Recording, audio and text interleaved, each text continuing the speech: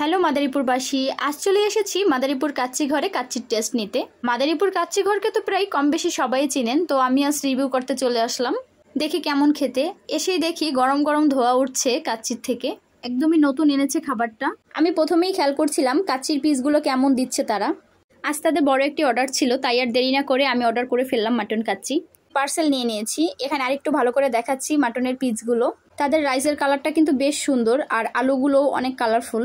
এই তো কাচ্চি নিয়ে বাসা চলে আসলাম, এবার পরিবেশনের পালা। প্যাকেটটা খুলতে খুলতে কিন্তু বেশ দারুণ একটা স্মেল পাচ্ছিলাম, ভালোই লাগছিল। কাচ্চি ঘরের কাচ্চির প্যাকেটে ছিল 1 পিস ডিম, 1 পিস আলু, সালাদ, বড় 1 পিস মাটন আর পর্যাপ্ত পরিমাণের রাইস। আমি আপনাদের দেখাতে দেখাতে কিছুটা টেস্ট করে নিচ্ছি। তাদের কাচ্চির মাংসের পিসটা অনেক বেশি সফট ছিল, যার কারণে ধরার আগেই খুলে যাচ্ছিল এমন।